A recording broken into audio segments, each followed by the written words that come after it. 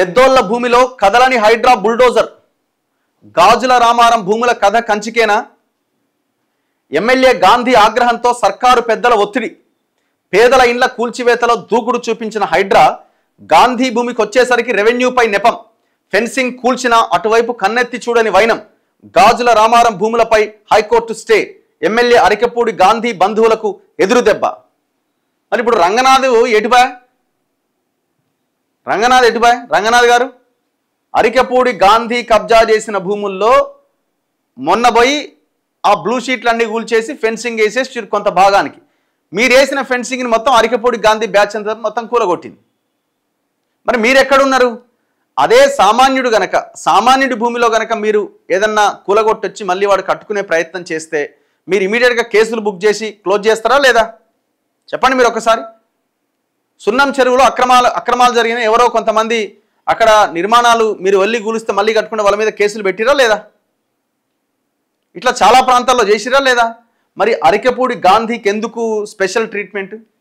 ఎవరి మీద గాంధీ ఒత్తిడి తెచ్చిండు? గాంధీ యాక్చువల్గా బీఆర్ఎస్ నుంచి గెలిచిండు, కాంగ్రెస్లోకి వచ్చిండు. కాంగ్రెస్లోకి వచ్చి నేను దేవుని కండవ కప్పుకున్నా అంటుండు, జాతీయ జెండా కప్పుకున్నా అంటుండు. మామూలు కథలు పడతలేడు ఆయన. మరి ఇప్పుడు ఎవరి మీద ఒత్తిడి తెచ్చిండు?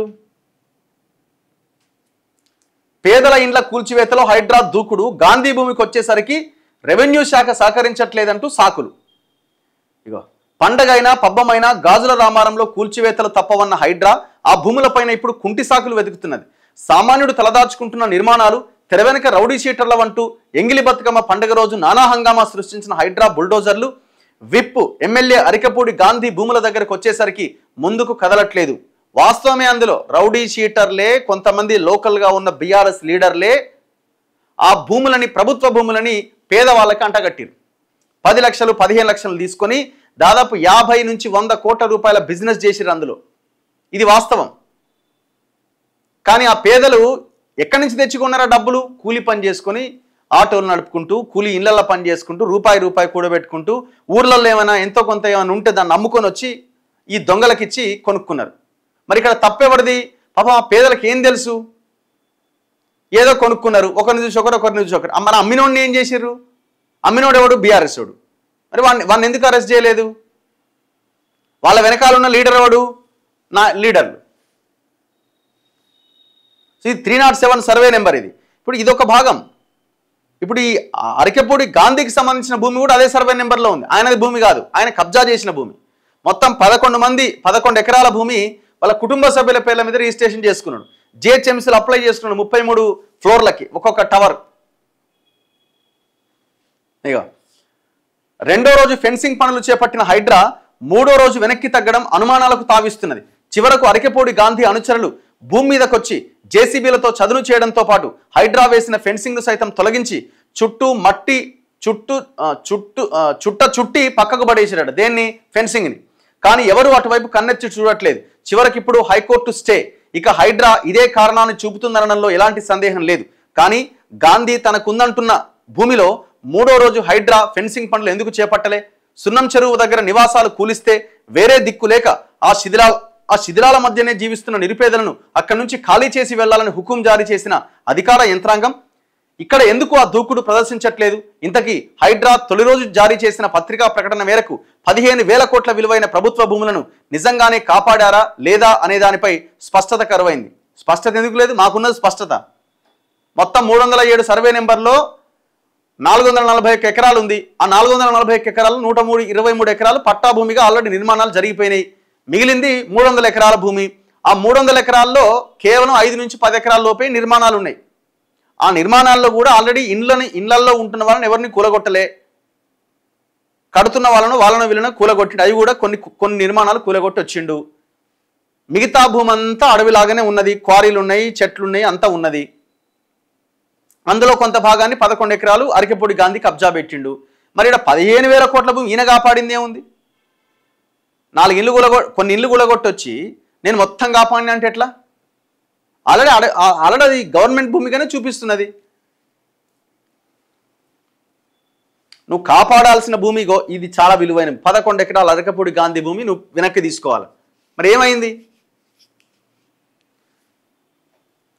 గ్రేటర్ హైదరాబాద్ పరిధిలోని గాజుల రామారం భూముల వ్యవహారంలోనూ కాంగ్రెస్ సర్కార్ మార్కు రాజకీయమే తెరపైకి వచ్చింది. అధికారంలోకి వచ్చింది మొదలు సామాన్యుడి కంటి మీద కునుకు లేకుండా కూల్చివేతల పర్వాన్ని కొనసాగిస్తున్న రేవంత్ రెడ్డి ప్రభుత్వం పెద్దోళ్ల అక్రమాలపై మాత్రం ఉద్దేశపూర్వకంగా పక్కకు తప్పుకుంటున్నది. ఆ పెద్దోళ్ల దాంట్లో ఎవరున్నారు? కేటీఆర్ బినామీలు కూడా ఉన్నారు. రేవంత్ రెడ్డి కాపాడుతున్న వారిలో, రంగనాథ్ కాపాడుతున్న వారిలో కేటీఆర్ బినామీలు కూడా ఉన్నారు. ఇప్పుడు ఇదే నమస్తే తెలంగాణ పేపర్ చెప్పాలా, 55 చెరువులని కార్పొరేట్ సోషల్ రెస్పాన్సిబిలిటీ కింద మీరు ఇవి బాగు చేయండి అని ఒక కుట్రతో కబ్జా చేయండి అని వాళ్ళ చేతిలో, ఆ రియల్ ఎస్టేట్ మాఫియా చేతిలో పెట్టిన 55 చెరువుల పరిస్థితి ఏంటి? ఒక్కసారి నమస్తే తెలంగాణ స్టోరీ రాయమనండి. మరి దాని మీద యాక్షన్ ఎందుకు లేదు? రంగనాథ్ ఎందుకు యాక్షన్ తీసుకోవట్లే? నేను బతుకమ్మ కుంటను బాగు చేసినో, బతుకమ్మ కుంటను బాగు చేసిను. నువ్వు ఏంది బాగు చేసేదాడా? ఉన్నదాని దగ్గర చుట్టుపోయి కట్టగట్టి వచ్చినావు. ఏమన్నా కబ్జాలు ఉంటే దాన్ని తీసేసి పెద్ద పెద్ద రియల్ ఎస్టేట్ మాఫియాలు దాన్ని కబ్జా చేస్తే దాన్ని కొట్టేసి వచ్చినావా? ఈ 55 చెరువుల సంగతి ఏంది? ఇప్పుడు ఈ నమస్తే తెలంగాణ చెబుతున్న పెద్దోళ్ళ లిస్టులో కేటీఆర్ బినామీలు కూడా ఉన్నారు. వాళ్ళని రేవంత్ రెడ్డి కాపాడుతున్నాడు, రంగనాథ్ కాపాడుతున్నాడు.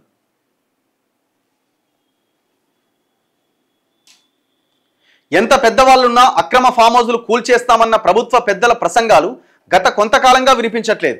హైడ్రా బుల్డోజర్లు పేదోళ్ల ఇండ్ల మీద ఒకలా, పెద్దోళ్ల భూముల దగ్గరకు వచ్చేసరికి మరోలా వ్యవహరిస్తున్నాయి. గత 20 నెలల్లో ఇందుకు అనేక సాక్ష్యాలు బయటకు రాగా తాజాగా గాజుల రామారంలో ఎస్ఎఫ్సి భూముల్లో కూడా స్పష్టంగా సర్కారు హైడ్రా ద్వంద్వ వైఖరి కనిపిస్తున్నది.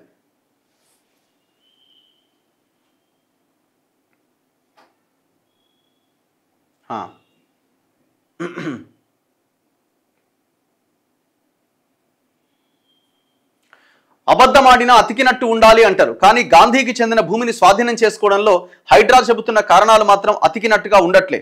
రెవెన్యూ అధికారులు తమకు హద్దు చూపనందున ఫెన్సింగ్ ఎక్కడి నుంచి ఎక్కడికి వేయాలనో తెలియట్లేదని చెబుతున్నారు. ఇదే నిజమైతే అసలు రెవెన్యూ అధికారులు హద్దులు చూపకుండా, స్పష్టత ఇవ్వకుండా హైడ్రా కూల్చివేతలు ఎలా చేపట్టింది? 260 నివాసాల్లో సామాన్యులను బయటకు పంపి వాటిని ఏ ప్రాతిపదికన నీలమట్టం చేసింది? ముఖ్యంగా హైడ్రా జారీ చేసిన ప్రకటనలోనే సర్వే నెంబర్లతో సహా 444 ఎకరాల ప్రభుత్వ భూమి ఉన్నదని, అందులో 317 ఎకరాలను ఉమ్మడి రాష్ట్రంలో స్టేట్ ఫైనాన్స్ కార్పొరేషన్కి ఇచ్చారని పేర్కొన్నారంటే రెవెన్యూ అధికారుల నుంచి స్పష్టత లేనిదే ఈ సమాచారం హైడ్రాకి ఎవరిచ్చారు?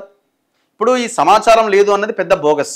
ఇప్పుడు ఇరిగేషన్ ఆఫీసర్లు కేసులు పెట్టినేమో నేనే పెట్టించిన అని చెప్పుకుంటున్నావు. మరి నువ్వు రెవెన్యూ అధికారులు నీకు ఎందుకు ఇన్ఫర్మేషన్ ఇవ్వరు? రెవెన్యూ అధికారులు ఇన్ఫర్మేషన్ ఇస్తలేరట, నేను గూలగొట్టలేకపోతున్నా అని చెప్తున్నాడట. మరి ఇప్పుడు రంగనాథు అరకెపూడి గాంధీతో లాలుచి పడ్డా, లేదు రేవంత్ రెడ్డి ఇన్ఫ్లుయెన్స్తో రంగనాథ్ ఆగిపోయిందా? మరి రంగనాథే సమాధానం చెప్పాలి.